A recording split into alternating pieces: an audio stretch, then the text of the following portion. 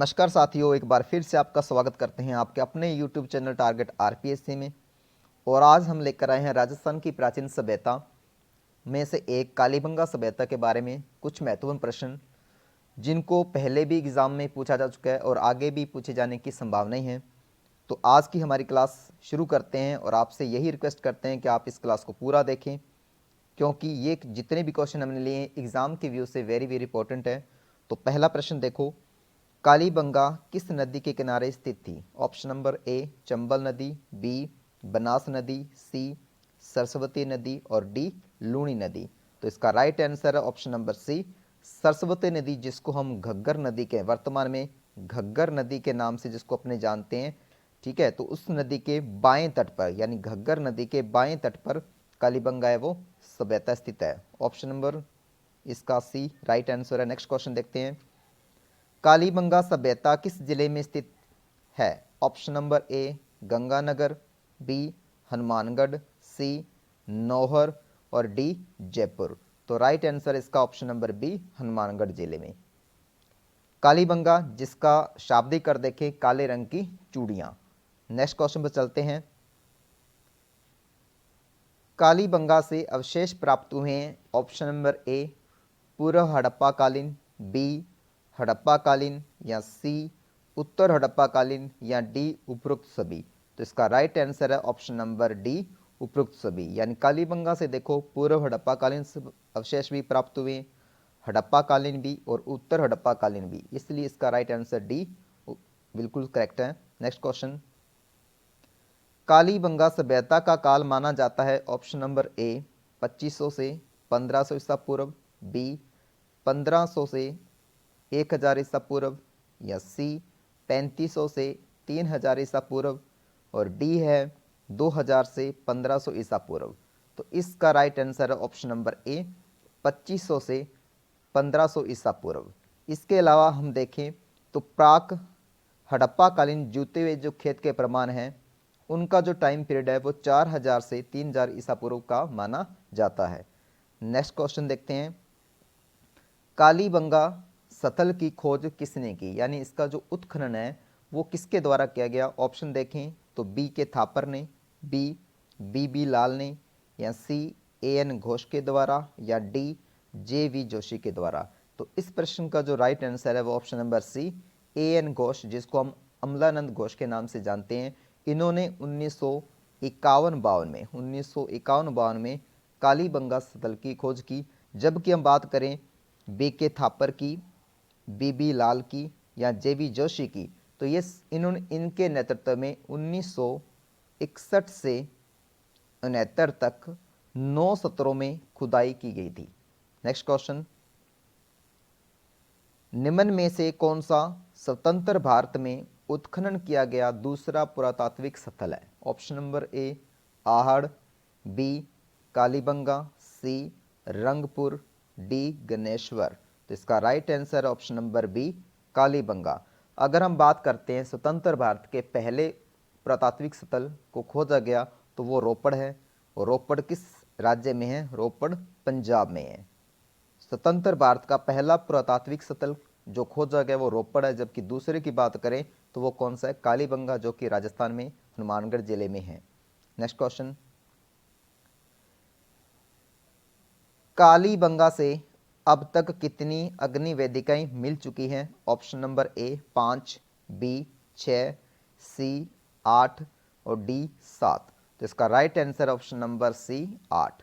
अब तक कालीबंगा से 8 अग्नि वेदिकाएं मिली है, 7 एक चबूतरे से और एक अलग चबूतरे से। इस प्रकार कुल 8 अग्नि वेदिकाएं वो कालीबंगा सभ्यता से प्राप्त हुई है। नेक्स्ट क्वेश्चन, निम्न में से कालीबंगा में मिले अवशेष हैं। ऑप्शन नंबर ए तांबे का बेल, बी लकड़ी की नाली, सी बेलनाकार मुहरे और डी उपयुक्त सभी। तो इसका right answer option number D उपयुक्त सभी। यानी तांबे का बेल, लकड़ी की नालियाँ, बेलनाकार मुहरें, ये सभी कालीबंगा सभ्यता से प्राप्त अवशेष हैं। अगर हम दूसरे अवशेषों की बात करें तो कालीबंगा से देखो अलंकृत ईंटों का फर्श भी मिला है। जूते हुए खेत के प्रमाण भी सबसे पहले कहाँ पर मिले हैं? कालीबंगा में मिले हैं। और इसके साथ में एक ही खेत में दो फसलें एक साथ उगाने के जो साक्ष्य हैं वो भी कालीबंगा सभ्यता से हमें प्राप्त हुए हैं। इसके अलावा देखो स्वास्तिक चिन्ह है, बेलनाकार तंदूर, शल्य चिकित्सा के जो प्रमाण हैं वो भी कालीबंगा सभ्यता से प्राप्त होते हैं। तो ये सभी बातें हमें याद रखनी है, सभी परीक्षा की दृष्टि से इंपॉर्टेंट है। नेक्स्ट क्वेश्चन देखें, कालीबंगा में प्राप्त बेलनाकार मोहरें किस सभ्यता से मिलती जुलती है, यानी कालीबंगा सभ्यता से जो बेलनाकार की मोहरें मिली हैं वो किस सभ्यता की हमें याद दिलाती है। ऑप्शन नंबर ए मेसोपोटामिया की, बी बेबीलोन सभ्यता की, सी चीन की सभ्यता की, या डी इनमें से कोई नहीं। तो इस प्रश्न का राइट आंसर है ऑप्शन नंबर ए मेसोपोटामिया। नेक्स्ट क्वेश्चन पर चलते हैं,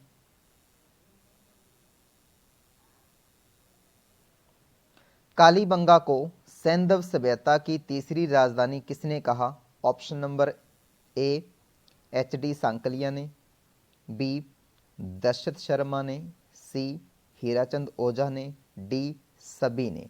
तो इसका राइट आंसर है option number B Dasharath Sharma ने।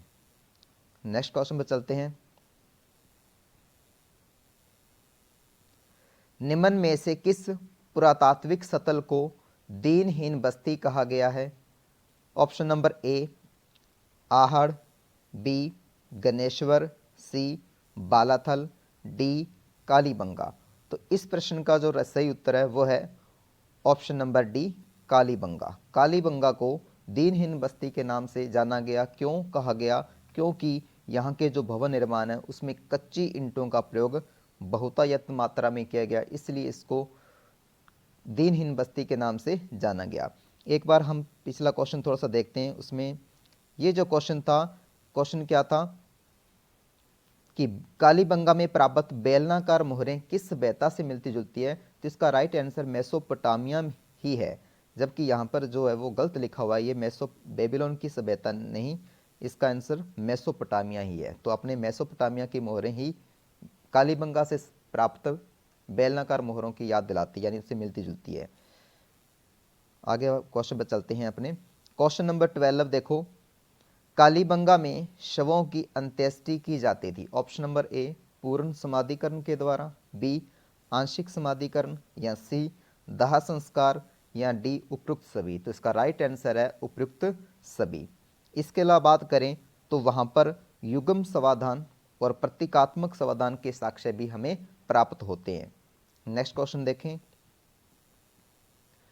नेक्स्ट क्वेश्चन है, कालीबंगा में पुरावशेषों के संरक्षण के लिए संग्रहालय की जो स्थापना है वो कब की गई। ऑप्शन नंबर ए 1951-52 में, बी 1955-56 में, सी 1980-81 में, या डी 1985-86 में। तो इस प्रश्न का सही उत्तर है ऑप्शन नंबर डी 1985-86 में। नेक्स्ट क्वेश्चन, कालीबंगा के संदर्भ में निम्न में से कौन सा कथन सत्य है। ऑप्शन नंबर ए कालीबंगा यह एक नगरीय प्रधान सभ्यता थी, बी यह हनुमानगढ़ जिले में है, सी यहाँ उत्खनन कार्य से हड़प्पा व पूर्व हड़प्पा कालीन सभ्यता के अवशेष मिले हैं, या डी उक्त सभी सत्य है। तो इसका राइट आंसर है ऑप्शन नंबर डी उक्त सभी सत्य हैं। नेक्स्ट क्वेश्चन देखते हैं,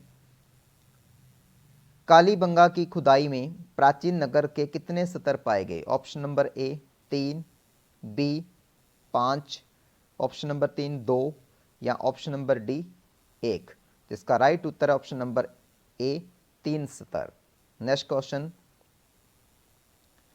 पाकिस्तान में कोटदीजी स्थान पर प्राप्त पुरातात्विक अवशेष राजस्थान के किस पुरास्थल से साम्य रखते हैं, यानी समानता रखते हैं। ऑप्शन देखें, आहड़ कालीबंगा से, सी गिलुंड से, या डी बागौर से।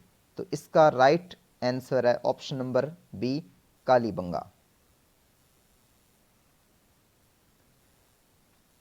क्वेश्चन नंबर 18, कालीबंगा सभ्यता के लोग किस लिपि का प्रयोग करते थे। ऑप्शन नंबर ए प्राकृत लिपि का, बी पाली, सी खरोष्टी, और डी सैंधव।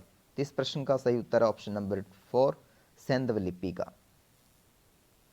इसके अलावा देखो साथियों, कालीबंगा सभ्यता से संबंधित कुछ अन्य महत्वपूर्ण तथ्य जो हम आपको बताने जा रहे हैं, ध्यान से देखना, समझना इनको। कालीबंगा सभ्यता की बात करें तो यह हड़प्पा और मोहनजोदड़ो के समकालीन थी।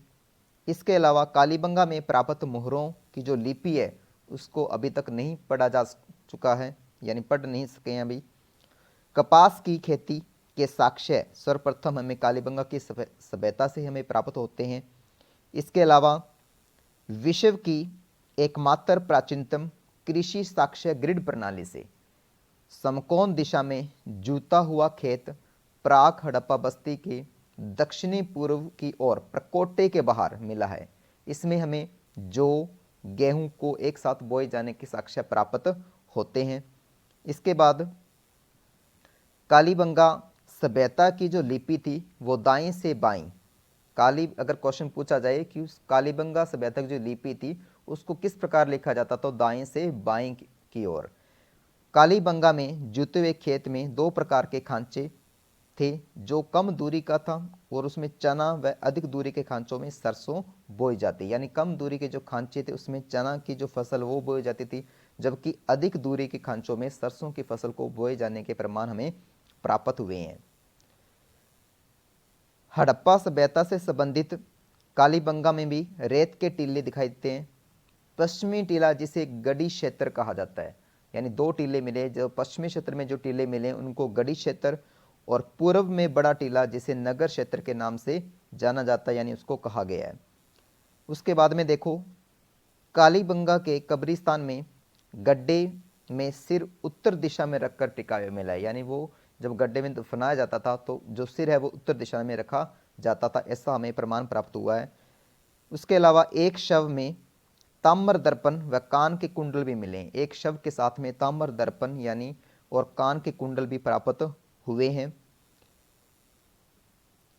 कालीबंगा से जाने वाली पूर्व, पश्चिम और उत्तर दक्षिण की सड़कें एक दूसरे को समकोण पर काटती हैं और सड़कों की जो सामान्य चौड़ाई थी वो 7.2 मीटर थी।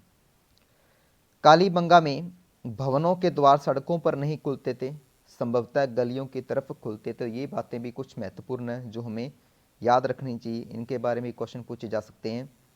कालीबंगा में गली की जो चौड़ाई थी वो 1.8 मीटर थी, यानी गलियों की चौड़ाई थी वो 1.8 मीटर थी।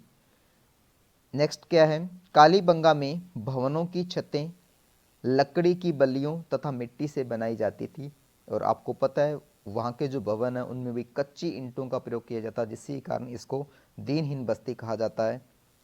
उसके अलावा देखो कालीबंगा की अन्य महत्वपूर्ण उपलब्धि बेलनाकार तंदूर है, यानी जो आज के चूल्हे हैं वो बेलनाकार तंदूर के रूप में वहाँ पर उसमें पाए जाते थे।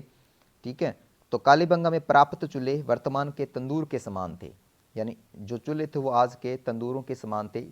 बात करते हैं कालीबंगा के जो निवासियों के प्रमुख पशु थे वो कौन कौन से थे। बकरी थी, गाय, बैल, उसके अलावा देखो भैंस, सूअर, भैंसा, ऊंट और कुत्ता।